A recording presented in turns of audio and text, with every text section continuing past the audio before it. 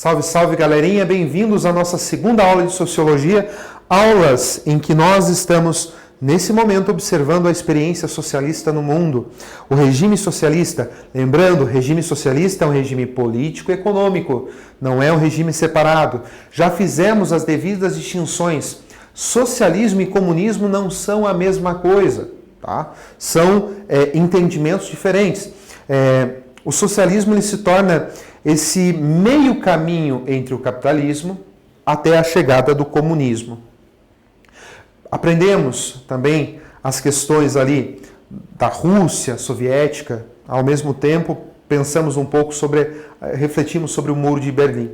E hoje nós pegaremos então, para que a gente possa destrinchar, entender um pouco mais, a Revolução Comunista na China e a Revolução Cubana. Mas convém que a gente possa refletir um pouquinho. Quais as lições podem ser extraídas da prática socialista na Rússia? Ao mesmo tempo, o que aprendemos com o Muro de Berlim? São duas perguntas bem interessantes. Quais as lições que podem ser extraídas das práticas socialistas na Rússia e o que aprendemos com o Muro de Berlim? Essa diferenciação, essa diferença entre dois regimes, capitalista e socialista, regimes que se envolvem com política e economia, são importantes porque demonstram o funcionamento do mundo e demonstram um apelo, demonstram uma concepção sociológica de mundo. Por isso que nós vamos continuar. Bem, vamos então tentar entrar dentro dessa revolução comunista na China. A China é um país agrícola e com enormes distâncias entre as classes sociais. Tá? Esse é o momento em que a China se encontra. Um país com distanciamento social grandioso e um país de uma economia agrícola. Um país pouco desenvolvido na questão de industrialização.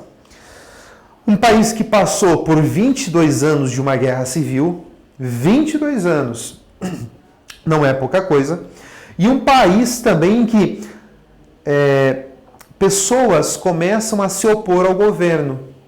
As pessoas, então, chamados os nacionalistas e comunistas, começam a fazer oposição aos imperadores, oposição às famílias reais e às famílias nobres. Então vejam só, surge aí o Mao Tse-tung, personagem importante para a história, importante para a sociologia, dado o seu entendimento e dado sua caracterização na história, não só da China, mas a sua colocação e o seu entendimento no mundo. Ele é um líder popular, muito popular, e ele vai liderar o golpe, vai instaurar o comunismo e em 1949 proclama a República Popular da China. Lembra, a China, um país agrícola, um país com 22 anos de uma guerra civil, onde nacionalistas e comunistas se opõem até então ao regime. A base do modelo que ele vai adotar vai ser o modelo soviético, vai ser o modelo socialista, vai ser o regime socialista. E é claro, ele agora tem uma ideologia marxista e leninista. O Lenin, ele é um dos primeiros a colocar o sistema socialista em seu funcionamento, e agora ele já tem ali uma base não só marxista, mas ele tem a prática do Lenin junto disso. E é o que ele vai instaurar. Então ele dá início ao processo de reforma social, ao processo de nacionalização da economia. E é claro que essa mudança desse regime, ela foi fadada ao fracasso. Essa instauração de uma nacionalização, essa influência da economia, essa estatização da economia, ela vai ter a mesma perspectiva que a Rússia soviética teve. Não deu certo. Tá? Então, se por um lado ele deu um grande salto, então em pouco tempo eles fizeram com que surgisse 1 milhão de cooperativas rurais e coletivizaram toda a agricultura do país. Já não existia mais proprietário de terra, já não existia mais fazendeiro, já não existia mais dono de terra. As propriedades passam a ser propriedades comuns e que agora vão produzir para o todo, vão produzir para toda a sociedade. E são de todos, não há dono. Existem, então, subsídios gigantescos à agricultura. E há de se reconhecer que a agricultura chinesa, então, nesse momento, ela cresceu 65%. Porém, o investimento capital em uma coisa só não resolveu os outros problemas. Então, você tem pessoas que estão desenvolvendo o fator agrícola, mas se esquece daquela ponderação urbana, daqueles centros urbanos. E os problemas, eles permanecem, os problemas políticos, os problemas sociais. Então, a gente começa a perceber que o socialismo na China, embora ele tenha boas intenções, ele também é fadado ao fracasso. Vejam só, nesse momento do Mao Tse Tung, ele é fadado ao fracasso, dentro desse entendimento. Surge então o Livro Vermelho. O Livro Vermelho foi um livro escrito pelo Mao Tse Tung que tinha os ditos propriamente do Mao Tse Tung. E esses livros, eles se tornam livros catequéticos dentro das escolas, onde a juventude, os estudantes eram doutrinados a partir da fala do Mao Tse Tung. Você tem a Guarda Vermelha, formada por um coletivo de estudantes que são estudantes fervorosos e fiéis seguidores do Mao Tse Tung. Você tem o Partido Comunista oficializado e durante muito tempo se tornado o único partido comunista também, o único partido existente também. Você tem o uso da violência para governar, um governo violento que impõe a sua vontade.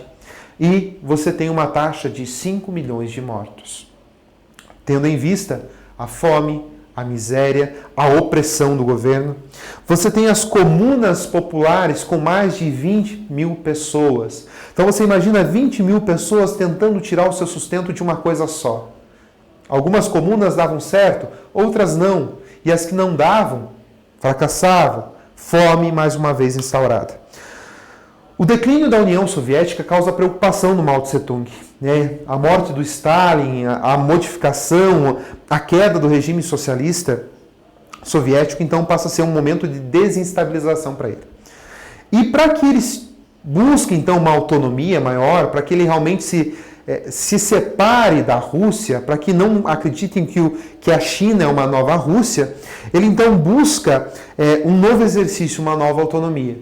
Então ele quer fazer uma nova reformulação da cultura, uma nova reformulação do regime socialista, do comunismo dentro da China.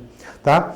As críticas, então, que eram feitas ao Mao Tse Tung sempre foram respondidas com muita violência, prisão e oposição.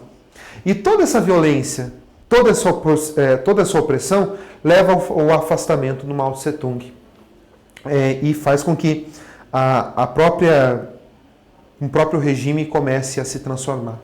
Porém, a Revolução Cultural ela acontece, a Guarda Vermelha e a Juventude Comunista, mais uma vez, colocam Mao Tse Tung no poder.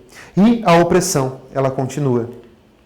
Nós temos então a morte do Mao Tse Tung e a ascensão do Deng, né, que é o novo, que vai gerir e vai gestar todo aquele sistema socialista. Essa nova gestão, essa nova geração, ela abre assim a China para a iniciativa privada, tá? Ela vai permitir o capital, a entrada do capital estrangeiro.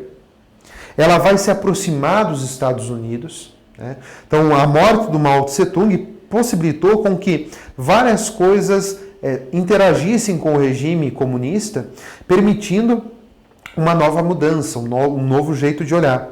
E a industrialização, então, na China, ela começa a se desenvolver. Deixa de ser aquela comuna agrícola para que a industrialização ela possa acontecer. Então, o foco ele muda. O foco já não é mais propriamente só ali, aquela região, só a China, mas agora já se começa a aceitar capital estrangeiro, o processo de industrialização, a entrada de capital, a iniciativa privada começa a aparecer dentro da China. O processo de socialização, de industrialização, ele é destinado para a produção de materiais de baixo custo. Aqueles que a gente chama de Made in China, que a gente encontra em qualquer camelô por aí. Então, é uma indústria voltada para esse tipo de produto. A abertura da economia, do capital, da privatização, ela não ainda é uma abertura política e é reprimida fortemente. Então, o movimento estudantil que pediu uma abertura política, foi reprimido. Vários estudantes morreram. Se vocês olharem na imagem aqui, essa imagem ela fica famosa, de um estudante que para à frente de um tanque e para toda essa fila de tanques e ganhou o mundo todo. Essa imagem ela foi divulgada no mundo todo. É claro que esse estudante foi preso e morto em seguida. Tá?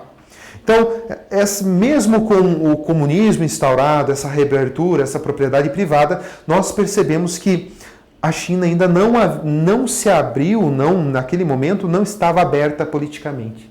Tá? Então, convém a gente ponderar. Agora que nós temos algumas informações, o socialismo dá certo ou não dá certo, o que faltou, o que não faltou, teria um jeito diferente disso acontecer? E nós, então, vamos lá para a nossa Revolução Cubana. Cuba tinha lá o seu representante, Fulgêncio Batista, que com uma quartelada já havia derrubado o seu oponente, já havia derrubado o comandante que lá estava, quartelada, esse movimento dos quartéis, esse movimento militar. Tá? Então, dado aos problemas sociais que ele enfrentava, a elite latifundiária cada vez mais enriquecida, o Fulgêncio Batista, então, ele busca estabelecer uma nova percepção. Ele derruba o governo atuante. Porém, o que acontece? Os problemas sociais permanecem. A elite latifundiária enriquece cada vez mais e a maioria não ascende socialmente. Então, mesmo com a quartelada, a tentativa de mudanças, as coisas elas não mudam. E é aí que surge um personagem fundamental para a história de Cuba, que é o Fidel Castro, o militante político, o revolucionário, aquele que vai influenciar a Revolução Socialista. Então vejamos. O Fidel Castro, esse militante político que vai influenciar a Revolução Socialista, ele vai começar conquistando o apoio dos mais simples, dos camponeses. Ele passa a viajar então entre os interiores de Cuba e conquistar cada vez mais adeptos. E ele tem 3 tentativas de derrubar o Fulgêncio Batista. 2 muito frustradas, em 1953, depois em 1956, e ele só consegue em 1958. Ele consegue então derrubar Fulgêncio Batista e se autoproclama presidente. No mesmo momento em que se autoproclama, vai eliminar os opositores e reorganizar as práticas econômicas. E o que ele vai fazer? Colocar sob o controle do Estado.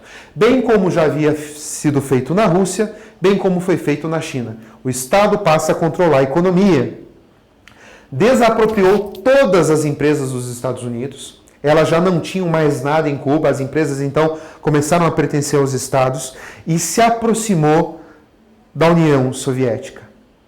Ele exportava açúcar para a Rússia e importava o petróleo. E essa aproximação, essa desapropriação dos Estados Unidos foi gerando um certo conflito. Porém, com o enfraquecimento da União Soviética, então, os países começam a se negar a comercializar com Cuba e começa-se, então, o regime a ser criticado e começam as questões sociais ficarem mais... o distanciamento social começa a ficar mais complexo. Guerra Fria. Na Guerra Fria, Fidel Castro permite que mísseis fiquem em Cuba e esses mísseis fiquem direcionados a território nos Estados Unidos. Olha só a afronta que o Fidel Castro faz aos Estados Unidos. Imediatamente, então, os Estados Unidos rompe com a ilha, rompe com Cuba e suspende todas as importações para Cuba. Suspende todas as exportações. E esse é o momento em que Cuba começa a sobreviver dos dólares que eram enviados pelas pessoas refugiadas nos Estados Unidos e em outros lugares. Então eles começam a pegar esses dólares e começam a sobreviver desses dólares que eram desapropriados das pessoas que mandavam. Tá? Outro personagem que vai aparecer aí também, que é conhecido na história, o Ernesto Che Guevara, o Che Guevara, mais conhecido. Eles têm ali um poder imposto capaz de tudo. São pessoas que passam por cima de tudo. Surgem então denúncias de abuso de poder, de desrespeito à liberdade, da liberdade democrática. Surgem relatos de perseguição, prisão, tortura, ou seja, o regime também passa a ser questionado, criticado. E essa falta de um conhecimento aprofundado, de uma visualização propriamente dita, faz com que as coisas elas se tornem piores ainda. Esse desconhecido, esse universo desconhecido, essa prática socialista em Cuba, até hoje, muitas vezes é um grande mistério. Vou deixar para vocês, como tarefinha, a revisão do socialismo. Leia, estude, é importantíssimo. O estudo da página 65 a 70. As atividades 1, 2 e 3 da página 71, tá? São importantíssimas de serem feitas. E acessem a nossa plataforma. Não esqueça de acessar a plataforma, porque é uma forma de nós mensurarmos, medirmos o nosso conhecimento e retomarmos aquilo que passou, aquilo que deve ser retomado ou aquilo que ficou para trás. Obrigado, até a próxima aula.